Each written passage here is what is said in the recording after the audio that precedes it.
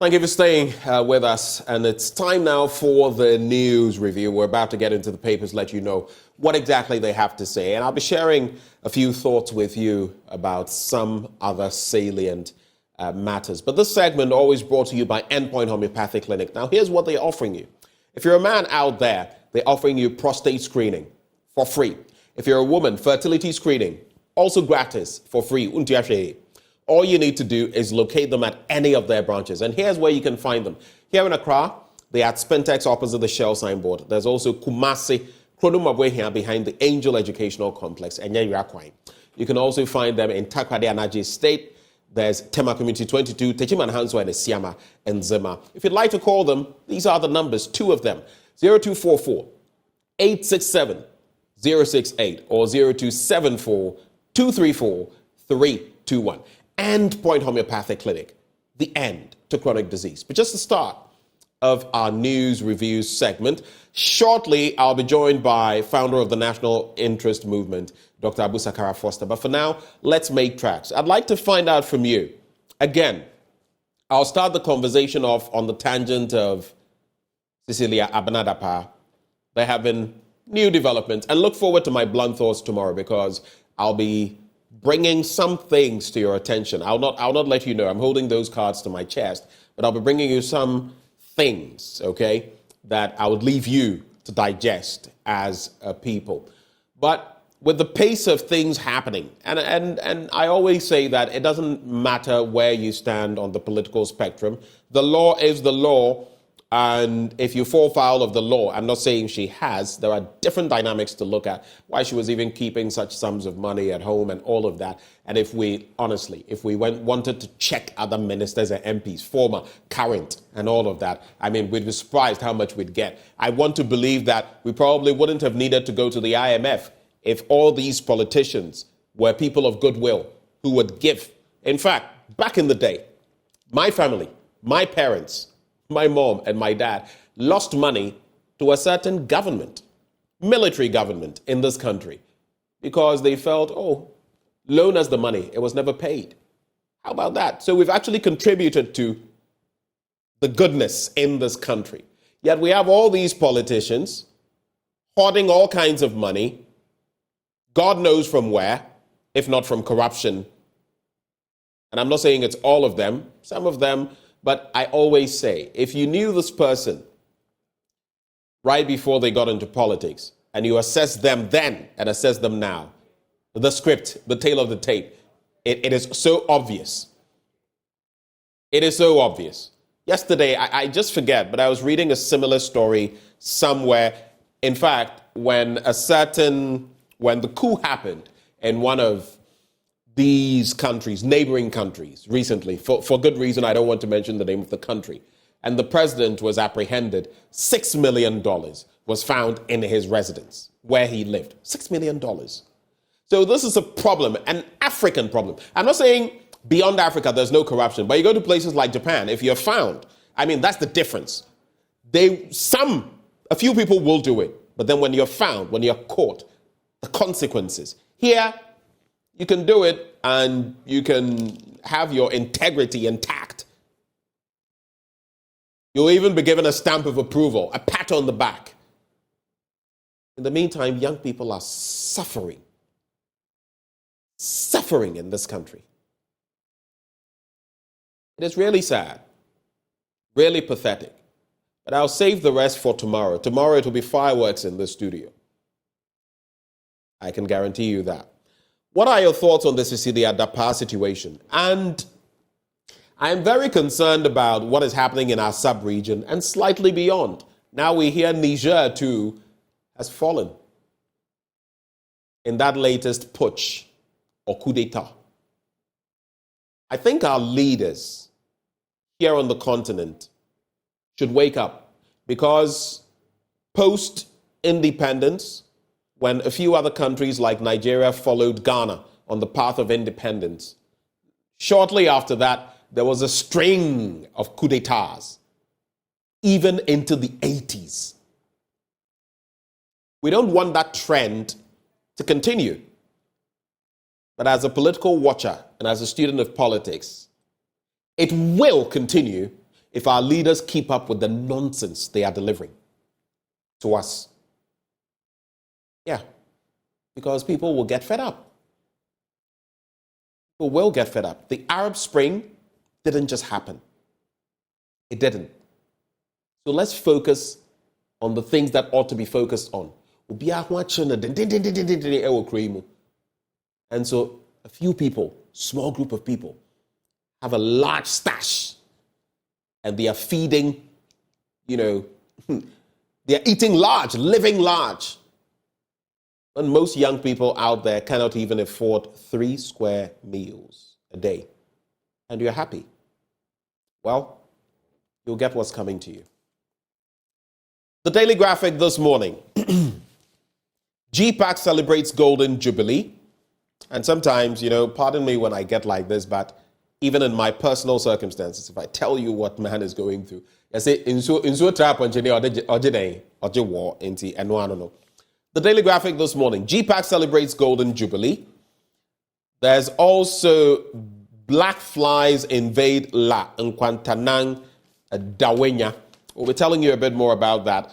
Birth asphyxia. 50,000 babies die annually. That's according to the Ghana Health Service. Our leaders will not focus on this. The 50,000 dying annually. No, they'll focus on looting the state coffers. Submit report today. Deputy Minister directs Adisco Management. On the back page, Waste Treatment Plant commissioned in Western Region, and UGBS begins second phase of graduate lecture halls. And of course, we've seen the first phase and how that turned out wonderful, allowing for more people to get enrolled. Now they're starting with the second phase. But let's get into the thick of the stories now. Birth asphyxia, 50,000 babies die annually. So let's get into the details. And about 50,000 babies die from birth asphyxia in Ghana every year. The program manager of newborn and child health of the Ghana Health Service, Dr. Edward Entry, said the figure could be more, given that some of the cases that occurred in home deliveries and outside recognized health facilities might not have been captured in the data. Birth asphyxia happens when a baby's brain and other organs do not get enough oxygen and nutrients before, during, or right after birth. It could happen before birth in the womb and result in stillbirths or during prolonged labor. Quote, in Ghana, on the average, 1 million babies are born every year. And with the current neonatal mortality rate of 17 per 1,000 live births, it means for every 1 million births, about 170,000 are dying. And out of this, 30% are dying from birth. That is from birth asphyxia, I should say, Dr. Entry said. So stakeholders in neonatal care and child health are deliberating on reducing neonatal deaths, particularly asphyxia cases, across the country as part of efforts to reduce neonatal mortality. About 100 participants in the 11th Annual National Newborns Conference, which opened in Cape Coast last Tuesday, deliberated on reducing the incidence of asphyxia, strengthening sick newborn care at referral district hospitals, and supporting new asphyxiated babies to survive, among others. And so that's the situation there. Very sad. 50,000 babies dying annually. And if you look at the number of births, those affected, if you take the 17 per 1,000 live births, it means for every 1 million births, about 170,000 are dying. And that is quite a stark situation. I don't know, though, whether this shouldn't be 17,000. But let's get into other stories now. Page 20 of the Daily Graphic newspaper. The Daily Graphic newspaper. Now, an in-depth investigation is currently ongoing to establish the extent of black fly breeding sites or sources within the Lankwantanang Medina municipality and Dawenya in the Greater Accra region. The effort at Lankwantanang is being spearheaded by the Environmental Health and Sanitation Unit of the Municipal Assembly to enable the government and its agencies to fight the invasion of harmful insects head-on in parts of the municipality. This is after entomological and epidemiological investigations by the Noguchi Memorial Institute for Medical Research confirmed the presence of the blackfly larvae in the Dakubi stream, a fast-flowing water body from the Akwapim Ridge lying between Oyarefa Taiman and Abokubi that runs into the Odo River. Now, although the Dakubi stream has been confirmed as a breeding source, authorities at the Municipal Assembly believe that there may be other streams and rivers responsible and therefore requires thorough scouting of the municipality. Now, black flies, sometimes called buffalo gnats, are harmful insects that have a resemblance to a mosquito, ranging in sizes from 5 to 15 millimeters, dark and relatively robust with an arched thoracic region. And so be on the lookout. They are attracted to dark-colored clothing, sweat on the skin, and sweet-smelling scents. Their bites are painful, itchy, and can cause severe allergic reactions. Please note, I'm repeating this for your own good. The black flies, if you find any of these approaching you or biting you, they are attracted to dark-colored clothing, sweat on the skin, and sweet-smelling scents. Their bites are painful, itchy, and can cause severe allergic reactions. If you have allergies already, they could exacerbate them. There is no need to worry about them when indoors, as they are only active during the day. And that's the caution there that we all ought to pay attention to. No licenses granted to exploit lithium. That's according to the Lands Ministry. Mr. Janapo, let's keep it that way then, because we've seen how extracting anything in this country has been abused, debased, been corruption-laden, and all of that. So let's keep it that way. Maybe, I feel in this country, until we get responsible management for our natural resources, and yes, I mean those managing it now are not responsible. That's what I mean. I'm not mincing words. Until we get that, I think we should just let our natural resources remain where they are. Because the sort of pittance, the paltry sums we keep getting from some of these entities from outside the world, but it's because our leaders refuse to think. Our misleaders, all they are interested in is getting that next deal, cutting a deal from themselves, building houses wherever you like. You see, there's this saying that someday the poor will have nothing else to eat but the rich. Sometimes wealthy people forget that. I was in Liberia. I saw what happened there. I lived through the war, made it back to Ghana, my country. I'm telling these leaders, these misleaders, that if they continue on this trajectory, putting up houses in wherever, I don't want to mention locations because we know them, someday, if we keep up this nonsense, someday, God forbid, we'll push people to the wall. And if we do, those same treasures you keep hoarding will be lost in the twinkling of an eye. So, Mr. Lands Minister, let's keep it that way until no licenses are granted to exploit our lithium, which is a crucial resource, by the way. Sometimes it boggles my mind. We have all of this, and yet, in the conversation I had with a YEA boss, at least something I can tease out. They put out, openings. You want just a few people, and you'll get so much. I don't want to give out too much because you'll listen to the interview, and then you'll find out. You want to give just a little opening, about 5, 6, 7 times the number applied. What does that tell you? There's no work. And even when you want to do something little for yourself, start up something, it's one of the craziest environments to be in currently. Look at our tax regime. Talk about inflation. Talk about the cost of doing business. And do you expect young people to be entrepreneurial? I remember the finance minister sometime, was it last year or 2 years ago, saying that. Entrepreneurial. On what? What are they going to use? What resources? Do we start businesses from air? Or is it the scenario where you want a poultry farm, but you start with 1 feather? We all know that is goose feathers. Anyway, or horse feathers, I should say.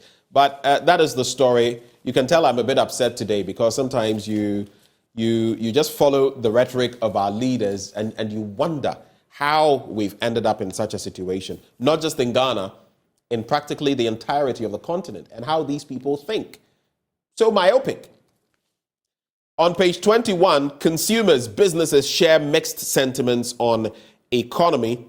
Now, the Bank of Ghana's latest confidence surveys conducted in June 2023 reflected mixed sentiments as consumers and businesses shared varied opinions about present economic conditions. For instance, consumer confidence softened on account of an uptick in prices of goods and services, which also led to some concerns about future economic conditions. On the other hand, business sentiments remained largely unchanged. Businesses' optimism about the impact of stable macroeconomic conditions on their operations was offset by concerns about the cost implications of recent tax and utility tariff increases. Bank of Ghana Governor Dr. Ernest Addison said at a Monetary Policy Committee news conference last Monday. Now, similarly, Ghana's Purchasing Managers Index, which is the prevailing direction of economic trends in the manufacturing and service sectors, dipped to 50.4 in June this year from 51.3 in the previous month. The index, however, remained above the 50% or 50.0 mark for the 50th successive months, signaling stable business conditions. But the stability in the end will be determined by the ordinary Joe, the ordinary Kwame, the ordinary Ama out there on the streets. Now, the scenario I was, talking to you about at the start of this review, Niger soldiers holding president. Now, soldiers in Niger have blockaded the presidential palace as well as several ministries in the capital, Niamey, according to reports. No shots were fired, and it's not clear if this is an attempt by the presidential guard to seize power, while some others are basically confirming this has happened. Now, the president's office tweeted that the guards unsuccessfully tried to get support from the military in their anti-republican efforts. President Mohamed Bazoum is in his residence with his family, AFP reports. One unnamed source told the same agency the move was a, quote, fit of temper by troops and that talks were underway. We'll continue like this on the continent until we begin to realize that the youth, who constitute the largest proportion of our numbers on the continent, must be given, in some countries, economic rights. Economic rights. You have a right to a job, You're done with your nursing training and all of that. You're still sitting at home. And then we turn around and, why is there brain drain? It's because of our stupidity. That's why the brain drain is happening. And it's because of the shallow thinking of African leadership. So we want to remain in power, keep stashing different sums of money here and there, and doing all kinds of things, forgetting about the masses. And I am not a coup maker. I'm not a coupist. I am not a supporter of coup d'etats. They always come with their negativity. But I am saying, if you keep playing a certain tape and the result is the same, and you don't change the tape, you keep getting the same results. So why are African leaders not seeing that? And the impunity, sometimes the arrogance of leadership, and how even when the wrong thing has been done, they add insult to injury, rub salt in our wounds. That is even what makes you even more angry. The wrong thing is done, and they try and show you black and tell you it is white. Nigeria's secret police beat prison officers at court, and that's a story there. There's also Ukraine foreign minister in Liberia on African tour. Let's move on to other papers as we get ready to wrap the conversation. So the Daily Guide this morning, Standard Chartered posts strong income growth. Ebenezer Chum Asante posted that there. Then Baumia picks 10, Allen number 2 for NPP confab. And of course, number 1, Kennedy Ohene Japong. Number 2, Alan Tremating. And of course, we have Adai Nimo in number 7. He says he is CR7. And then there is also Dr. Mahmoud Baumia in number 10. Is there anything in these numbers? You tell me. You tell me and let me know what you think. Emmanuel Gbemu on social media says, it is very bad this has to go on in Africa, but I believe it is necessary to change the order of the... Okay, so I'll leave your comment there. Of course, we need change, but change through the barrel of a gun, that I am not so sure of. I don't think that is the way to go. But sometimes African leaders will just drive you crazy. Stark raving mad. I am sure your integrity will be established in the end. See. Cecilia, $1 million scandal, $800,000 in box for my brother. Okay. Produce report on bullying students. That's according to Reverend Fojo. We like to major on the minors. Anyway, let's go to page 3. Now, Vice President Dr. Mahmoud Bawumia, who is seeking to be elected among the first 5 of the 10 presidential aspirants, has picked number 10 on the ballot, while former Trade and Industry Minister Alan Kwadwo Kyerematen picked number 2 at the balloting for sports yesterday at the New Patriotic Party's Asylum Down headquarters ahead of the party's Super Delegates Conference on August the 26th, 2023. MP for Asin Central and businessman Kennedy Ohene Ejapong picked number 1 on the ballot, while former Minister for Railways and Member of Parliament for Esikado Ketan Jogate picks number 3 on the ballot. Others include Mr. Kwabena Ejapong, a former General Secretary of the MPP, and Kojon Safua Poku, an energy specialist, who picked number 6 and 4, respectively, while former Member of Parliament for Mampong, Francis Adainimo, picked the number 7 spot. 3 other presidential aspirants who were represented by members of their campaign team, including former Agric Minister Dr. Uso Efriakoto, picked number 5. Dr. Kofi Konadu Apreku picked number 8 on the ballot, with Boachi Kyerematen Ejako picking number 9 on the ballot. But let's come to this bit. For Adam Otri, host of Good Evening Ghana show on Metro TV, has stated that $800,000 of the alleged $1 million cash heist from the house of former Minister of Sanitation and Water Resources Cecilia Abnadapa belongs to her late brother. Paul. Usually I would refrain from, were you there? When they were stashing the money, were you there? Some of the things you come on air to say, I'll leave it there. You are my senior brother. I'll leave it there. According to him, only $200,000 of the total belongs to the former minister, who was arrested by the Office of the Special Prosecutor after news leaked about the money and other expensive goods stolen by domestic employees working in her home. I'm sure when they were doing the packing, you helped them do the packing. On his show on Tuesday, Mr. Adomotri discussed the incident, revealing that $800,000 in a box under lock and key was bequeathed to Ms. Dapa's late brother by their mother. Okay. The TV host added that the former minister's husband, Daniel Osei-Kuffour, a well-known architect, had also claimed the 300,000 euros, which is detailed in the police charge sheet. No wahala. Ghana 4, we don't have any wahala. We just want the Special Prosecutor's Office, SHRAJ, whichever entity will get into this, to substantiate these claims. Substantiate the claims. And if this was her brother's money, right? How long has it been since this money has been in her custody? What has been the interaction, the interactivity? The emails, maybe text messages, WhatsApp messages on the back of keep this money for me, calls, call logs and all of that. I mean, there are ways of getting into this.